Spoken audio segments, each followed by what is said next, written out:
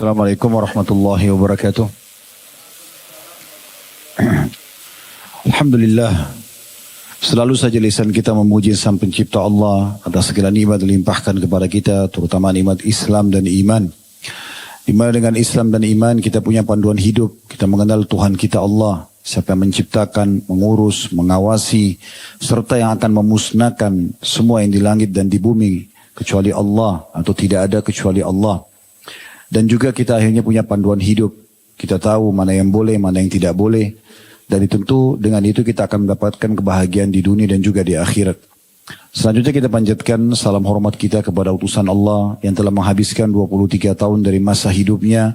Semuanya perjuangan untuk agama ini. 13 tahun di Mekah semuanya dengan cacian, hinaan. Puncaknya diusir dari kampung halamannya. Dan kemudian 10 tahun di Madinah semua penyempurnaan agama ini. Sampai akhirnya turunlah firman Allah subhanahu wa ta'ala dalam surah Al-Ma'idah, Al-yawma akmaltu lakum dinakum, hari ini aku sempurnakan agama kalian, wa atmamtu alaikum ni'mati, dan aku sempurnakan juga nikmatku pada kalian, wa raditu lakumul islam madina, dan aku ridho Islam sebagai agama kalian. Kita akan melanjutkan insyaAllah bahasan dosa-dosa besar kita. Semoga Allah selamatkan kita dari semuanya tentunya. Dan kita akan masuk malam ini salah satu dosa yang mungkin dianggap remeh oleh banyak orang. Saya pun setelah coba murajaah kembali melihat dalil-dalil yang bisa kita hubungkan dengan tema kita ini, memang luar biasa ini. Sangat sederhana bahasanya tapi mungkin dan banyak orang melanggar, tapi banyak orang yang menganggap remeh masalah ini.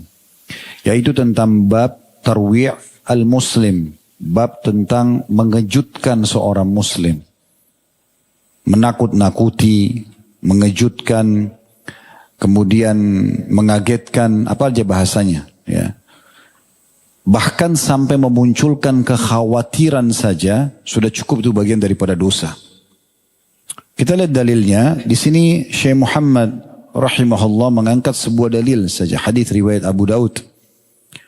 Beliau mengatakan dari Abdurrahman bin Abi Layla, dia berkata telah mengabarkan kepada kami para sahabat Rasulullah sallallahu alaihi wasallam bahwasanya mereka pernah mengadakan perjalanan bersama Nabi sallallahu alaihi wasallam. Dalam beberapa riwayat lain di malam hari. Kemudian seseorang dari mereka tidur, sahabat tidur. Lalu sebagian mereka bangkit menuju satu tali yang ada bersamanya, lalu mengambilnya. Sehingga orang tersebut pada saat bangun terkejut tidak melihat lagi ada tali yang dia selalu jadikan sebagai pemenuh kebutuhan dia. Maka Rasulullah SAW bersabda, Innahu la yahillu li muslimin ayyurawwi'a akhahu. Sesungguhnya tidak halal, maksudnya hukumnya haram, bagi seorang muslim yang mengejutkan saudaranya. Coba perhatikan ya, sebab urutnya hadis ini. Itu ada dua riwayat. Riwayat yang pertama, riwayat Abdurrahman bin Abi Layla ini, yaitu para sahabat lagi berjalan bersama Nabi SAW, terus ada sahabat satu tidur, teman-temannya kerjain. Mengambil tali, yang tali ini sering dipakai untuk kebutuhan dia. Tali kan sepele sekali ya. Benda mungkin yang bisa hilang pun orang mungkin tidak merasa penting gitu. Tetapi pada saat diambil dan tujuannya untuk disembunyikan, mengejutkan saja orang ini. Akhirnya dia bangun, dia cari, tidak ada. Sampai kepada Nabi SAW, Nabi mengatakan tidak halal bagi siapapun muslim membuat saudaranya terkejut. Hanya karena kasus itu. Sebab urut yang kedua ada disebutkan dalam riwayat lain. Kalau Nabi SAW pernah dalam satu perjalanan di malam hari bersama dengan banyak sahabatnya. Tidak disebutkan peperangan atau yang lain. Tapi intinya di malam hari ada di antara mereka yang begadang, yang tidak tidur cepat. Menemukan satu teman mereka tidur lebih cepat. Maka diam-diam yang begadang ini mengangkat saudaranya ini atau sahabat yang sedang tidur ini diangkat pelan-pelan dan kena nyenyaknya tidur capek dalam perjalanan dia tidak sadar.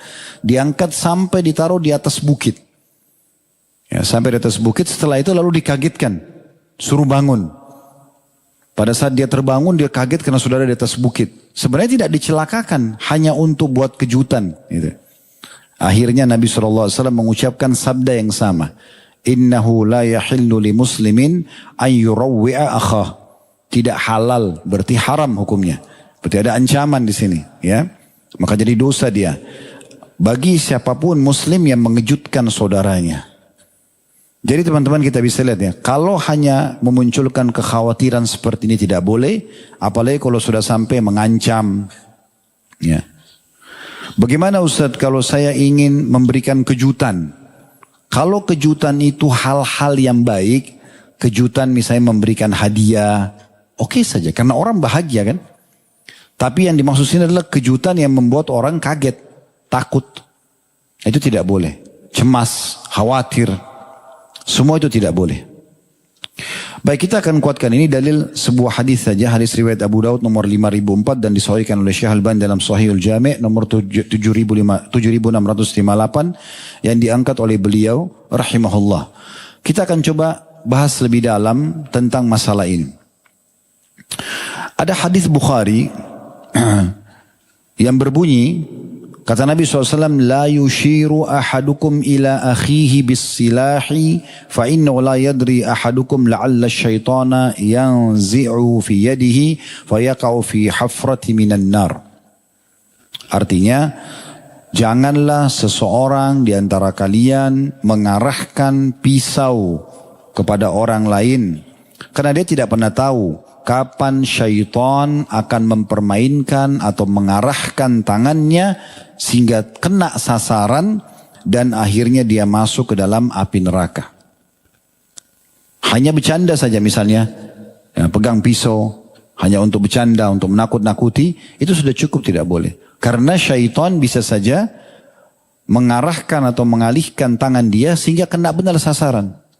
Dan dengan itu dia membunuh atau melukai dan dengan itu dia akan dihukum di neraka. Di dalam hadis yang lain tadi itu riwayat Bukhari, riwayat Imam Muslim, kata Nabi SAW, man asyara ila akhihi bihadidatin fa innal malaikata tal'anuhu hatta wa in kana akhahu li abihi wa ummihi. Siapa yang memberikan isyarat saja sama sebuah pisau atau benda tajam, sesungguhnya malaikat, seluruh malaikat, karena malaika jamak daripada malak. Kalau satu malaikat malak, tapi ini malaika berarti jamak. Berarti seluruh malaikat melaknatnya, mendoakan keburukan buat dia. Ya. Walaupun yang sedang dia ajak bercanda dengan isyarat pisau atau benda tajam itu saudara kandungnya, saudara seibu dengan ayahnya. Ibnu Hajar rahimahullah menanggapi kedua hadis ini sambil berkata, ini dalam Fathul Bari Syarah Sahih Bukhari, dinukil pada saat beliau sudah mengangkat kedua hadis ini. Dalam hadis terdapat kandungan larangan terhadap segala hal yang dapat mengantar kepada bahaya. Walaupun bahaya tersebut belum pasti terjadi. Kita tidak maksud untuk mencelakakan dia, tapi bisa membawa ke sana, sudah cukup jadi haram. Baik hal tersebut dilakukan serius atau bercanda. Bercanda pun tidak boleh. Jadi kalau sudah cukup bercanda itu membuat orang kaget, itu nggak boleh. Nanti kita jelaskan lebih jauh masalah itu ya. Ada sebuah hadis riwayat Abu Daud yang lebih detail lagi. Supaya kita faham bahwasanya ini bukan main-main. Bercanda dalam hal ini berbahaya. Hadis riwayat Abu Daud berbunyi, kata Nabi SAW, la ya'khudanna ahadukum mata'a akhihi la'iban wala jaddan. Janganlah pernah seseorang di antara kalian mengambil barang saudaranya, apakah dia bercanda, ya, hanya mau mengerjai saja, atau dia serius. Kalau serius mencuri. Kalau dia bercanda, ini masuk dalam larangan bab kita. Misalnya, sengaja orang menyembunyikan sandal temannya. Yang sering terjadi kan, hanya untuk ngerjain aja. Ya, itu nggak boleh. Di sini, kita bisa lihat kalau hadis tadi, yang pertama yang diangkat dalam buku kita, cuma mengambil tali saja. Sudah cukup Nabi SAW tegur pelakunya. Kemudian yang tadi sahabat juga sengaja mengerjai temannya lagi tidur dikagetkan. Juga sama kena ancaman tersebut. Nah di sini juga hadis yang baru kita bacakan, tidak boleh mengambil produk apapun dari saudara muslim, bercanda atau serius. Kalau serius berarti sudah mencuri. Kalau diambil sengaja. Kalau dia sembunyikan saja hanya untuk mengerjain, maka ini sudah cukup masuk dalam ancaman kita. Maksudnya masuk dalam kategori dosa. Penulis Aunul Ma'bud Syarah Sunan Abi Daud yang bernama Al-Azim Abadi, beliau mengatakan, saya terjemahkan saja, kalau mengambil barang orang lain serius terlarang karena mencuri, maka bercanda juga sama terlarang, namun lebih sedikit, lebih di bawah daripada dosa mencuri, tapi tetap kategori dalam masuk dosa gitu. Karena tidak mendatangkan manfaat sama sekali. Baik yang menyembunyikan atau yang disembunyikan barangnya, apa manfaatnya? Sementara dalam Islam kita tidak boleh buang-buang waktu. Harus semua yang kita kerjakan, yang kita ucapkan, semua harus datang manfaat yang nanti akan kita terima panen pahalanya hari kiamat. Ya. Maka minimal tidak mendatangkan manfaat. Bahkan bisa menimbulkan marah dan menyakiti orang lain yang punya barang. Dan ini dosa sendiri. Kita kan kalau membuat orang emosi, orang marah, orang jengkel, padahal sebenarnya orang itu tidak berbuat salah. Kita aja sengaja pancing emosinya. Ya, sekarang kan lagi tren-trennya prank, ya. Sengaja kerjain orang. Lalu dianggap itu karena tenar di medsos, oh semua pada ikut-ikutan. Anak-anak muda muslim. Nggak boleh ini. Sengaja kerjain orang, sengaja kagetin orang. Ya. Ini nggak boleh sama sekali. Ini yang masuk dalam bahasan kita. Jadi jangan dianggap remeh masalah ini ya. Karena masalah ini betul-betul dilarang sekali. Ya. Bahkan orang-orang non-muslim itu buat program-program itu ya. Seperti di bulan April itu ya. Ya, ada April Mob. Sengaja kerjain orang hanya untuk menertawakan. Atau ada juga orang yang buat kejahatan. Sengaja buat celaka. Jatuh sengaja, dijatuhkan, ya, dan segala macam lah, diambil barangnya. Lalu kemudian setelah itu, ini kan cuman bercanda. Nah itu urusan mereka orang muslim. Tapi kalau kita nggak boleh, kita nggak boleh sama sekali. Itu dilarang. Ya, sama juga program mereka hari-hari Halloween, ya, pakai topeng syaitan. Nah, dan itu dibangga-banggakan seakan-akan tidak masalah. Untuk apa? Nah syaitan tidak pernah tampak begitu. Kenapa dia tampakkan? Hah?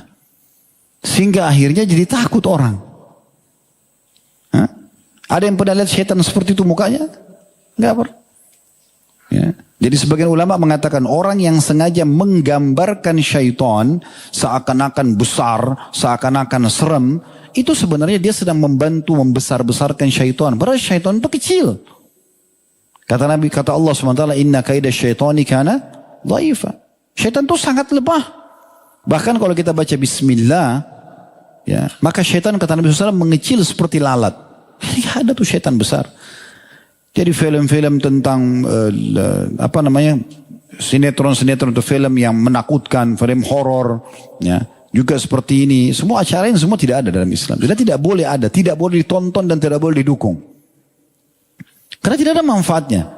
Tambah lagi menakut-nakuti orang. Tambah lagi mendukung syaitan. Untuk apa? Syaitan disuruh perangi. Allah SWT mengatakan, asyaitanu aduwan lakum. Syaitan musuh kalian. Fattakhidu aduwa. Jadikan musuh kalian. Musuh berarti jangan ditemani. Ya, jangan didukung. Jangan diikuti bisikannya. Yang begitu. Kenapa justru tampil pakai topeng? Ini syaitan. Gitu kan. Kan ajaib betul itu. Ya. Bangga lagi, mukanya jelek, matanya besar, belalak lidahnya, giginya. Kan ajaib bener. Ya. Dan bangga dengan itu. Jadi tidak boleh anak muda muslim ikut masalah seperti ini. Ini tidak boleh sama sekali, berbahaya. Dan dalam hadis Abu Dawud, kata Nabi SAW, Wailun lilladhi yuhaddithu fayakzibu liyudhika bihil qawm. Wailun lahu. Ya. Sungguh kecelakaan. Wail itu bisa bermakna kecelakaan, bisa bermakna kebinasaan, bisa bermakna siksaan, bisa bermakna lembah di api neraka. Antum kalau baca tafsirnya, wailun lil mutaffifin, ya, wailun likulli humazatin lumaza. Makna wail itu kehancuran, kebinasaan, siksaan, lembah di api neraka. Bahaya sekali makna wail. Dalam sekali maknanya itu. Apa kata Nabi SAW? Wail lilladhi yuhaddithu atau yuhaddithu fayakdzib. Dia berbicara tapi dia bohong. Untuk apa? Liyudhika bihil qaum, untuk membuat satu kaum tertawa. Lelucon buat acara, kerjain orang supaya orang lain tertawa. Ini kecelakaan, kehancuran. Nabi doakan begitu. Nabi ulangi di akhir hadis, wailun lahu, kebinasaan dan kehancuran buat dia, kebinasaan dan kehancuran buat dia. Coba. Lalu untuk apa kerjain orang? Kenapa nggak buat konten yang baik-baik aja sih? Edukasi, ilmu pengetahuan, gitu kan? Berbagi pengalaman, pendidikan, anak, kan banyak kan? Banyak hal-hal yang baik, gitu kan? Mungkin pengalaman dalam bisnis, kan bagus. Kenapa harus yang aneh-aneh? Ya. Sayangnya anak muda muslim ini banyak muda terpengaruh gitu. Yang penting ini lagi tenar diikutin. Gitu kan. Oh di Amerika lagi tenar nih anak laki-laki pakai anting-anting. Oh ikut juga anting-anting. Kenapa pakai anting-anting? Seakan-akan kalau pakai anting-anting jantan. Enggak, itu betina. Hah? Dari mana orang anggap jantan pakai anting-anting? Coba dari mana? Jelas-jelas itu ciri khasnya perempuan. Dan kata Nabi SAW, Allah melaknat laki-laki yang menyerupai perempuan menyerupai laki-laki. Ini sudah pernah kita bahas di dosa besar kita. Dosa besar nggak boleh. Menyerupai bajunya nggak boleh, menyerupai rambutnya nggak boleh, jalannya nggak boleh, bajunya nggak boleh sama laki-laki perempuan. Kok disamakan? Dianggap itu sebuah kemajuan. Dari mana kemajuan? Sama juga orang tato. Oh ini berarti jantan. Dari mana? Apa hubungannya tato sama jantan? Nggak ada hubungannya sama sekali. Sama sekali nggak ada hubungannya itu. Merasa diri, percaya diri, akhirnya sengaja menunjukkan kekuatannya. Mohon maaf kalau ikhwah di sini ada yang pernah melakukan itu. Semoga Allah mudahkan segera taubat karena tidak boleh merusak jasad. Ini kan Allah pinjamkan. Kenapa jenazah dimandikan? Sudah mau masuk tanah, sebentar dimakan oleh tanah, hancur jasad itu. Antum kalau gali lagi kuburan sekian tahun sudah jadi tulang belulang kan gitu. Tapi subhanallah dalam Islam disuruh muliakan karena jasad ini Allah pinjamkan buat kita. Dimandikan, dikeluarkan kotorannya, dikasih sampo sama sabun, air bidara, kain kafan baru. Karena mulia, dimuliakan. Kenapa dirusak? Kenapa dirusak? Gambar-gambar sana sini. Untuk apa coba? Manfaatnya apa? Oh karena itu kan tren di negara non-muslim. Itu non-muslim. Kata Nabi SAW, "Man tasyabbah biqaumin fahuwa minhum." Gitu kan? Sampai menyerupai satu kaum dia sama dengan mereka. Ini ancaman berat. Tidak boleh umat Islam. Di masa Nabi SAW itu kalau ada orang Yahudi di Madinah, kalau mereka sisir saja dengan model tertentu, Nabi suruh ubah sisirnya umat Islam. Gak boleh sama mereka. Sisir. Orang Yahudi cara sisirnya ke kanan, kita ke kiri. Lawan mereka. Gak boleh sama. Ya sudah begitu. Karena kita punya ciri khas sendiri sebagai orang Muslim. Ya gak boleh kita ikut-ikutan. Kalau apa yang mereka lakukan tidak bertolak belakang dengan syariat Allah, sebuah tradisi yang baik misalnya kebersihan. Kita datang ke satu tempat, oh bersih. Memang Islam mengajarkan itu. Terus kita mencontohnya, hanya itu tidak ada masalah. Tapi kalau menyerupai sesuatu yang tidak ada manfaatnya, apalagi bertolak belakang dengan agama kita, untuk apa ini? Ya. Ini sayang sekali.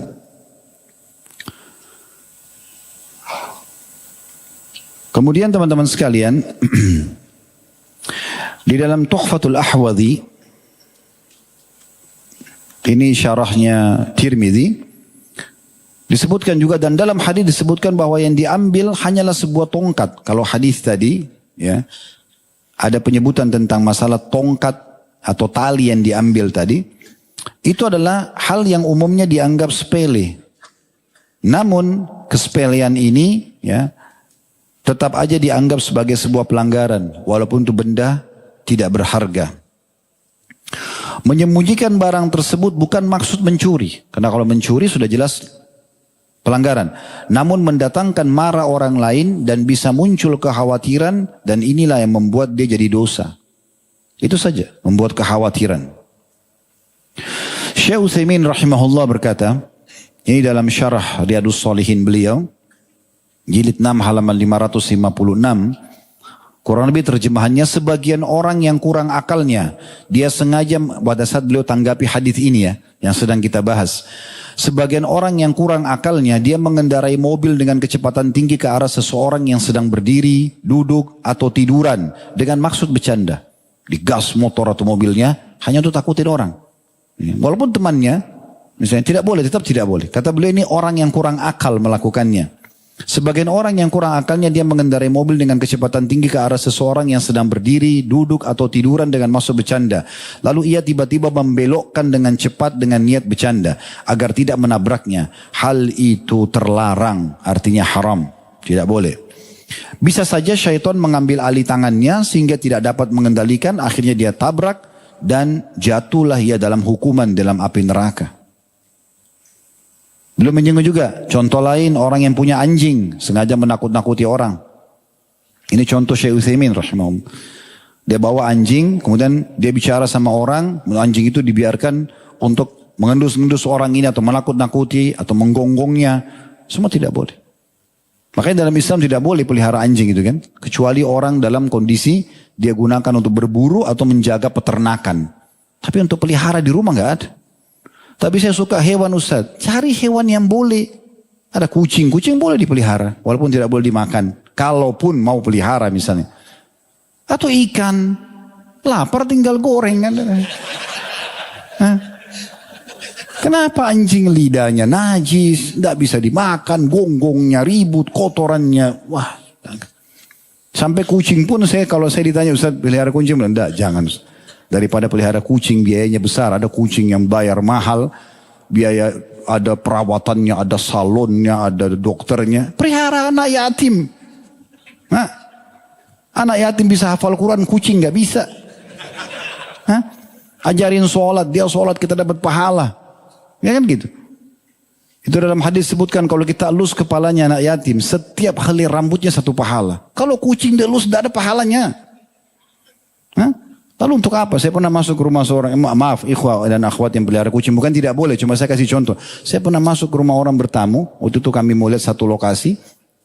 Jakarta Selatan sini. Masuk semua kucing. Itu saya masuk semuanya bau kucing. Sofa bau kucing. Sejadah yang kita pakai pun waktu itu saya mampir sholat bau kucing semua. Dari mana dia tahu ini mungkin sudah kencing di situ. Mungkin sudah buang air di situ. Kan kucing tidak tahu mandi. Hah? Kalau manusia kan lain. Ya. Kenapa tidak anak yatim coba? Kata Nabi SAW sebaik-baik rumah yang ada. Anak yatimnya dan aku dan sponsor anak yatim seperti ini di surga. Dekat sekali sama Nabi. Nabi nggak pernah bilang yang pelihara kucing sama saya seperti ini di surga. Enggak. Coba pakai akal sehat gitu ya. Jadi tidak usah alihkan gitu. Karena pernah ada orang begitu. Muslim pelihara anjing di rumahnya. Kenapa? Untuk berjaga-jaga. Kenapa berjaga-jaga? Ada Allah, ada malaikat. Pakai security. Kan bisa. Daripada beli anjing berapa juta, bayar security. Dapat pahala kasih makan, ajarin sholat, kan bisa. Ini kata beliau juga, contoh orang lain yang memelihara anjing untuk menakut-nakuti begitu. Nah ini saya tambahkan sekarang, itu sudah selesai tadi. Tuhfatul Ahwadhi, syarahnya Tirmidzi. Seperti sekarang juga banyak itu orang buat knalpot berisik, ya, ganggu orang. Sana sini. Apa yang didapat betul-betul saya bingung tuh. Dia lewat sebelah kita tutup kuping. Dia pun sakit sebenarnya kupingnya. Kadang-kadang dia balap, sampai sana. Habis itu selesai.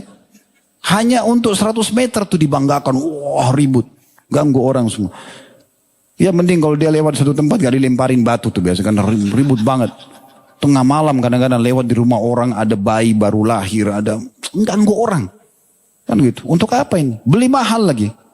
Perusahaan yang punya insinyur, punya arsitek yang cerdas-cerdas sudah buat knalpot modelnya begitu tuh bagus, suaranya sudah begitu, sudah diatur sebenarnya, nggak ganti, besar, nggak aneh betul aja. Semoga Allah kasih hidayah. Sama klakson mobil sudah dikasih standar, ganti yang truk punya. Wow. La haula wala quwwata. Kita balik mobil kecil. Untuk apa? Klakson kecil sudah cukup. Itu pun kita pakai pelan-pelan saja. Ya. Karena ini masalahnya tidak boleh melahirkan kekhawatiran. Gak boleh. Orang khawatirnya gak boleh. Ini sedang kita bahas ini. Jadi gak usah. Kalau sudah klakson satu kali, orang itu belum pindah. Oke, tenang, sabar dulu. Klakson terus. Walaupun kita ini orang Indonesia dipuji loh sama orang Saudi. Katanya orang Indonesia sabar-sabar katanya. Karena di Jakarta biasanya 1 jam macet gak klakson. Dia gak tahu kalau itu sudah tiap hari kita begini. Karena mereka tidak ada macet jadi gak klakson. Kalau orang di Saudi itu karena tidak pernah macet. Begitu macet 1 menit aja sudah klakson semuanya gitu kan. Tapi kalau kebutuhan oke lah. Klakson itu dikasih untuk kebutuhan saya sekali. Klakson besar ganti karena ada klakson besar. Ada kemarin saya di tengah jalan waktu itu lagi dari Bandung pulang ke sini mampir di rest area.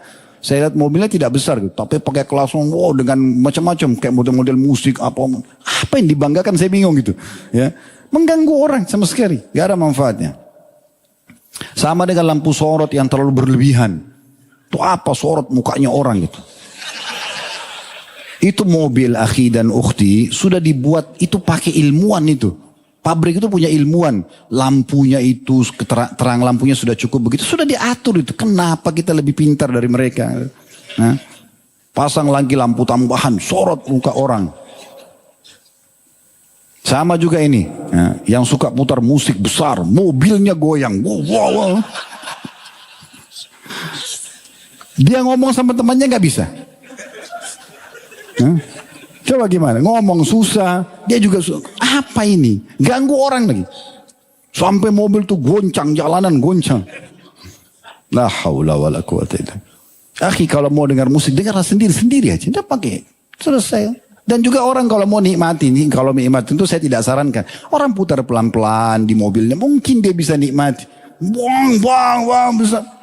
La haula wala quwata illa billah. Ini mengganggu orang semua. Sama memainkan gas kendaraan, gitu kan?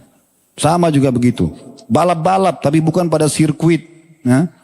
Nunjukin orang kalau dia hebat. Apa yang mau dibanggakan? Siapa yang mau puji itu balapan di jalanan? Ya? Kecepatan mobil itu diatur. Itu sampai ada peringatan. Kalau saudara sekian ada bunyi suara mobil itu supaya jangan lebih. Dan itu kalau antum lihat, saya pernah lihat cuplikannya di YouTube itu memang kecepatan mobil itu kalau sudah di atas 120 itu dicoba tabrakin itu hancur itu sebenarnya. Artinya kalau dipakai kalau darurat memang kita penting. Kalau enggak usah. Apalagi kalau hanya untuk nantang-nantang orang, balap-balap, ini enggak boleh. Begitu juga contoh dalam rumah tangga. Orang tua pada anak. Ya. Jangan suka takut-takuti anak-anak hanya karena supaya atau agar anak tersebut mengikuti orang tuanya. Misal si anak itu karena masih penasaran, dia juga belum tahu apa-apa. Dia sering kali kalau malam mau keluar di belakang rumah gitu. Jangan keluar nak, ada momok tuh. Apa momok itu? Syaitan. Kenapa anak-anak ditakuti sama syaitan? Justru harus lawan syaitan. Kenapa ditakut-takuti? Gitu kan? Itu tuh jangan sana ada kecoa. Kenapa kecoa? Sampai pernah anak saya lihat sendiri lari-lari ada kecoa. Takut. Kenapa nak ada kecoa? Saya tanya, siapa yang lebih besar? Kamu atau kecoa? Saya, ya udah kenapa takut sama kecoa? Gitu kan? Semua serba ditakut-takuti. Kenapa ini? Orang tua sama anak kan tidak boleh. Ajarkan anak-anak itu justru berani. Tahu Sofia radhiyallahu anha, tante Nabi SAW, ibunya Zubair bin Awam. Kenapa Zubair bin Awam itu kalau lagi berperang, pasukan lagi berhadapan, dia paling depan. Zubair bin Awam itu paling depan, dia taruh 2 tombak di punggungnya, itu warna kuning, dikasih cat, diwarnai warna kuning sama dia. Di kiri kanan bersilang tombaknya. Jadi sudah terkenal, Zubair itu terkenal paling depan dan ada 2 tombak kuningnya. Dia selalu di depan. Begitu Allah Akbar dia paling pertama. Serang musuh sendirian sampai ke belakang sekali harus ada korbannya. Pulang ke sini ke pasukan muslim bawa ganimah. Kenapa bisa berani begitu? Ibunya Sofia setiap hari bawa dia di Mekah sengaja di tengah malam-malam dibawa di tempat-tempat gelap. Kapan Zubair takut ditinggalin sama dia. Kalau berani malah dibawa. Orang-orang pada bilang, kenapa anda begitu keras sama anda? Biarkan jadi pemberani. Nah itu ibu yang benar. Ini jangan ada momok. Aduh. Akhirnya anak laki-laki kayak jadi perempuan. Banci nanti. Gitu. Gak usah ditakut-takuti begitu. Gak penting sekali. Benar gak ini? Nah, jadi kalau ada yang serang nanti saya di media, antum yang harus bela ya. Antum kan bilang benar. Nah masa sekarang kan begitu tuh. Termasuk menakut-nakuti itu. Mencari kesalahan orang. Ya, dan segala macam. Ini penting. Begitu juga sama ya. Anak pada orang tua gitu. Jadi kalau kita normal-normal ya ikhwas sekalian. Kalau anak-anak kita sampaikan apa adanya. Dan kenapa kita nggak bilang? Kalau saya di rumah begitu saya praktikin ya. Kalau ada anak-anak buat sesuatu jangan nak. Allah larang. Rasulullah larang. Bawa selalu itu. Sehingga saya lihat ini berbekas sekali. Saya kalau lagi tidak ada. Atau saya lagi di samping. Sengaja dari samping tembok. Saya coba dengarin anak saya kalau lagi ngobrol. Nggak boleh loh. Kata abati Allah larang. Allah larang. Rasulullah larang. Terbiasa mereka itu. Jadi jangan ditakut-takuti dengan selain Allah dan Rasulnya. Nggak penting gitu. Anak-anak terbiasa begitu. Nah begitu juga anak pada orang tuanya sama. Kadang-kadang ya. Ada anak-anak mungkin karena dia sudah sukses. Nah kemudian orang tuanya mau ke Jakarta, dia pikir untuk apa datang orang tua nanti ganggu saya ini. Wah ganggu keromantisannya dia lah, apalah. Itu kan meetingnya. Udah ibu jangan datang di Jakarta macet. Nah ayah nggak usah. Kenapa? Biarin datang gitu kan. Kalau perlu cuti kantor untuk orang tua kita. Tapi begitu kadang-kadang orang hanya memasukkan kekhawatiran saja. Begitu juga sama dengan suami dan istri. Kenapa banyak rumah tangga tidak tentram? Karena selalu yang dimunculkan kekhawatiran. Kenapa bukan ketentraman? Ya, semua yang bisa membuat orang curiga dengan kita, orang menilai tidak baik, kita dalam Islam disuruh menjauhi itu. Ingat kasus waktu Nabi SAW lagi etikaf di Ramadan di riwayat Bukhari. Kemudian beliau dikunjungi oleh Sofia binti Huyai radhiyallahu anha, istrinya. Karena waktu itu tidak ada penerangan apa segala macam. Nabi SAW ingin antar pulang dari masjid ke rumah Sofia, dekat sekali gitu. Tapi waktu beliau keluar, rupanya ada dua laki-laki Ansor ikutin dari belakang. Dan dalam riwayatnya dikatakan langkah kaki keduanya cepat. Seakan-akan mau tahu Nabi lagi sama siapa nih. Maka dari jauh Nabi sudah bilang, ala rizkikuma innaha Sofia binti Huyai. Pelan-pelan aja kalian, ini Sofia binti Huyai. Bukan wanita asing, ini istri saya. Belum mereka bilang, Nabi sudah tutup dulu itu. Jadi memang kita nggak boleh membuka pintu-pintu seperti itu. Sekarang kenapa seorang suami memberikan istrinya khawatir? Nggak perlu. Buat ketentraman, buat dia nyaman. Kenapa seorang istri selalu mau mengetes suaminya? Ya, ini setia atau tidak? Ya kan gitu. Nggak perlu. Akhirnya buat program-program yang aneh-aneh gitu. Teman-teman sekalian normal aja. Mau pasangan suka bilang saya suka, saya tidak suka. Terus apa kira-kira yang membuat kamu suka? Kan bisa normal-normal aja, manusiawi. Tidak usah lintas alam, pergi dukun, bawa foto, lintas ke alam jin. Tidak usah, tidak perlu. Tidak usah pakai tes-tes, ini cinta nggak sama saya ini. Pura-pura ini, pura-pura itu, nggak perlu, nggak perlu. Kalau kejutan antum mau kasih hadiah yang menyenangkan, tiba-tiba kita kasih parfum misalnya atau kasih bunga ditaruh di kamar, mungkin itu masih oke, kan? Tapi kalau menakutkan orang jangan sama sekali. Ini banyak sekali terjadi. Akhirnya rumah tangganya tidak tentram. Allah subhanahu wa ta'ala menjadikan dalam surah Ar-Rum, kalau ketentraman, sakinah, mawaddah, rahmah, semua ketentraman jiwa, cinta, kasih sayang antara suami istri sebagai tanda-tanda kebesarannya. Bagaimana caranya? Memang itu yang kita transfer ke pasangan kita. Kan sederhana. Kita bertutur kata santun, orang akan balas santun. Kita keras, orang juga akan keras. Kita tuduh, kita akan dituduh. Kan selesai. Kita mukul, akan balasannya sama. Kan gitu. Jadi coba gunakan hal yang normal-normal aja, biasa. Santai aja. Dan tidak usah pakai ngetes-ngetes, jangan ngetes-ngetes itu. Ya, tidak usah dites-tes, langsung saja kita sampaikan yang kita suka, bahasanya tidak basa-basi, tidak pakai menginap dalam rumah tangga, begitu aja. Semua jelas. Jadi tidak ada sesuatu yang tanda tanya gitu. Ya, ini termasuk misalnya dalam masalah rumah tangga. Begitu juga dengan masalah saudara dengan saudaranya, ya. Berapa banyak orang yang menahan warisan saudaranya hanya karena mengatakan saya kakak paling tua, kamu lebih muda ya sudahlah, ya ikut saja misalnya. Nanti kita tunggu dulu harga naik. Kenapa? Orang kalau meninggal harus segera dilakukan 4 hal. Diurus jenazahnya, dibayar utangnya, dijalankan wasiatnya, dibagi warisannya. Itu sudah bukan hak mayit lagi. Dan bukan hak salah satu di antara mereka. Sudah hak semuanya. Dan sudah dibagi persensasi dalam Islam. Saya berapa kali menemukan kasus begitu. Ada yang datang, Ustadz ini masalah warisan mau konsultasi. Ternyata itu sudah cicit. Jadi sudah meninggal semua ahli waris yang pertama. Kenapa? Karena ditahan. Hanya mau nunggu harga. Tidak ada haknya tunggu harga naik. Ibu kita masih hidup. Tidak apa-apa ibu tinggal di rumah situ. Tapi sudah jelas persentase hak masing-masing. Itu hak syar'i. Gitu kan? Kenapa harus membuat orang khawatir? Sampai saya tahu ada di antara keluarga itu meninggal. Dia padahal butuh semasa hidupnya, kesian. Ditahan sama saudaranya gitu. Ini kan menakut-nakuti semua, membuat orang khawatir. Dan akhirnya setengah mati dia. Padahal sebenarnya dia bisa nikmati hasil itu. Begitu juga teman sama temannya, bawahan sama atasan. Semua buat ketentraman. Intinya dalam Islam sebenarnya kita disuruh untuk membuat ketentraman, kenyamanan. Ya. Dan apa adanya, transparan. Kita kalau bisa kita bilang bisa, kalau nggak bisa nggak bisa. Dan jangan kerjain orang lain. Jangan sembunyikan sendal, jangan sembunyikan handphone. Nanti orang sudah kepikiran baru kemudian dia mau, ya, menunjukkan oh ini sembunyi. Tidak usah juga ngecek-ngecek HP, ya, ambil tugas malaikat, nggak perlu, nggak usah. Malaikat sudah catat itu. Ya. Begitu suami pulang sibuk langsung buka HP-nya. Dia hubungi siapa nih? Untuk apa? Repot-repot kenapa? Kita menikah menjadi suami atau menjadi istri bukan sebagai pengawas, pendamping, ya. Kalau pengawas itu malaikat, sudah ada Allah kasih tugas. Tidak tidur mereka, punya catatan semua. ma yalfidhu min qaulin illa ladaihi raqibun atid. Tidak ada satu kata pun kecuali ada penjaganya dari malaikat, gitu kan? Jadi memang sudah mencatat semua dan mereka sama sekali tidak pernah tidur, tidak pernah capek, tidak pernah luput. Mereka tahu semuanya. Kalau mungkar itu kelihatan depan mata, pelanggaran jelas, nah baru kita luruskan. Kalau kita tidak tahu jangan dikorek-korek. Karena ada Tuhan yang mengawasi dia. Kalau saya misalnya di sini harus sibuk, teman-teman dan sini ikhwah semua sibuk. Istri kita di rumah lagi buat apa ya? Kita sibuk cari tahu. Habis waktu kita untuk itu. Kapan kita berzikir, kapan kita bekerja, kapan kita bisa berbagi ide kepada orang lain. Kalau setiap istri juga begitu selalu sibuk, suami saya buat apa? Kecurigaan. Akhirnya pasang ini, pasang itu. Ada yang saya dapat informasi begitu. Suami istri saling taruh kamera di mobil.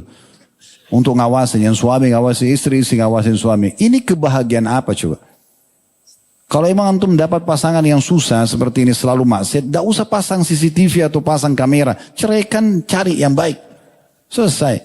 Kalau memang hidupnya begitu ya, cuma tahu selalu selingkuh buat masalah, untuk apa bertahan? Habisin waktu kan? Kita hari ini nasihatin, dia akan tobat, akhirnya besok diulangi lagi. Untuk apa? Tidak usah repot-repot. Jadi nanti akhirnya kita pun tidak boleh. Memunculkan kekhawatiran teman-teman bukan tidak boleh hanya pada orang lain, pada diri kita sendiri pun tidak boleh. Kita tidak boleh, kita harus tenangkan diri kita. Kita harus tenangkan diri kita harus memberikan haknya, ya, istirahat yang cukup, makanan yang sehat, itu kan udara yang segar, terus pergaulan, pokoknya apapun yang bisa membahayakan kita harus hindari untuk diri kita, apalagi untuk orang lain. Dari oleh karena itu kesimpulan dari bahasan kita teman-teman sekalian adalah haramnya hukumnya menakut-nakuti atau menanamkan atau mendatangkan kekhawatiran, apalagi kalau sampai sudah tingkat mengancam, memukul dan seterusnya, ini sudah sampai pada tingkat hal-hal yang tidak baik. Nah, ada satu poin di sini sebagai penutup dalam bahasan kita. Kalau kasusnya adalah pemerintah, ya, atau di kasus peperangan, di sini kita harus mengadakan ancaman atau intimidasi untuk satu hal yang merupakan maslahat umum. Contoh misalnya pernah dengar tentang kasus Hatib bin Abi Balta'ah radhiyallahu anhu, sahabat Nabi ini pernah membongkar keinginan Nabi SAW untuk menyerang Mekah. Karena Nabi SAW itu kalau mau perang tidak pernah membuka ya. Beliau selalu merahasiakannya kecuali di perang Khaybar pada saat itu. Pembebasan kota sama perang Tabuk.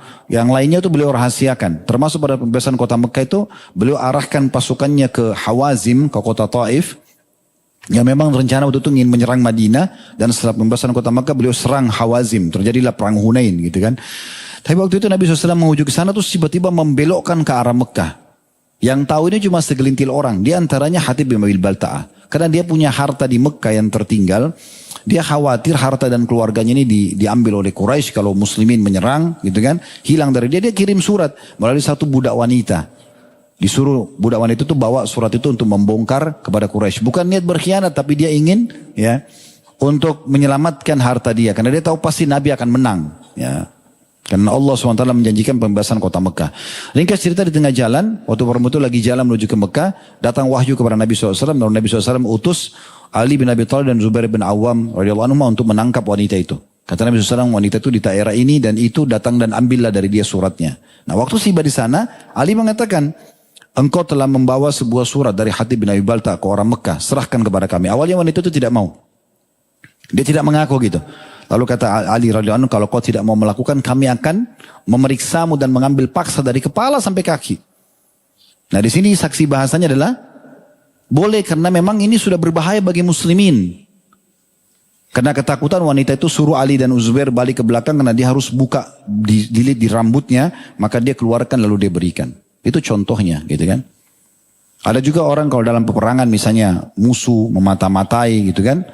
Mereka memang ingin atau mereka telah mengambil apapun data-data dari muslimin atau mencuri sesuatu kemudian ketangkap gitu kan, maka ini mungkin karena mereka dilatih untuk sabar dan mereka dusta, maka biasanya ada ancaman di situ ya, sehingga akhirnya mereka mengaku ya, dari perbuatan-perbuatan tersebut. Nah ini berbeda, ini kasus yang berbeda, kita bicarain dalam kehidupan kita dalam keseharian. Kalau itu berbeda sekali, tentu tidak boleh juga pihak pemerintah setiap saat harus selalu intimidasi orang, tidak, karena tugas mereka adalah menyebarkan ketentraman dan keamanan ya.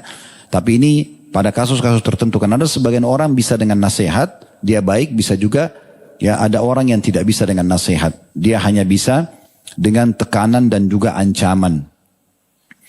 Poin juga penting teman-teman sekalian, kalau kita pernah melakukan ini segera minta maaf tentunya kepada siapapun, kita usahakan minta maaf dan mulai sekarang ke depannya jangan pernah lagi jangan pernah mengulangi perbuatan tersebut, dan tujuan pengajian seperti ini adalah untuk memperbaiki dari sekarang ke depan. Setiap kali sampai kepada antum sebuah ilmu, itu berarti Allah sedang menyampaikan ke kuping dan hati kita di saat ini. Berarti kita niatnya memperbaiki ke depan. Jadi bagaimana ke depannya kita tidak ulangi lagi. Kalau pernah kita lakukan, kita beristighfar kepada Allah. Namun karena menakut-nakuti ini dan memasukkan kekhawatiran, ini adalah bagian yang berhubungan dengan makhluk manusia, maka kita harus meminta maaf juga dengan dia. Selain tobat kepada Allah, juga kita minta maaf kepada orang-orang tersebut. Ya, kalau pernah kita sembunyikan barang, kita sampaikan dan kita kembalikan. Karena ada juga orang sembunyikan barang, karena orang itu tidak tahu sekaligus diambil sama dia, gitu kan? Maka ini harus segera kembali kepada atau mengembalikan kepada orang tersebut, karena nanti hisabnya akan berat. Ingat, mengambil satu potong roti, ya misalnya, atau satu gelas, satu pulpen, itu tidak akan dibayar dengan itu di akhirat, tapi akan dibayar jauh lebih berat daripada itu. Oleh karena itu hati-hati sekali. Jangan, selalu saya bahasakan ini juga, kita tutup dengan ini, jangan pernah teman-teman sekalian menuju ke akhirat membawa dua hal, ya, dan bawalah dua hal. Jangan pernah bawa dosa dan bawa musuh. Ini berat nanti. Selalu buat dosa tidak taubat dan selalu saja ada saja musuhnya. Nah, di antara bahasan kita ini tuh orang nakut-nakutin orang ini bisa bawa musuh nanti. Dan bawalah dua hal, bawalah amal soleh dan teman-teman yang soleh. Ajal sangat terbatas, kita akan meninggal, maka usahakan nanti di sana kita menerima yang baik-baik saja. Allahu a'lam.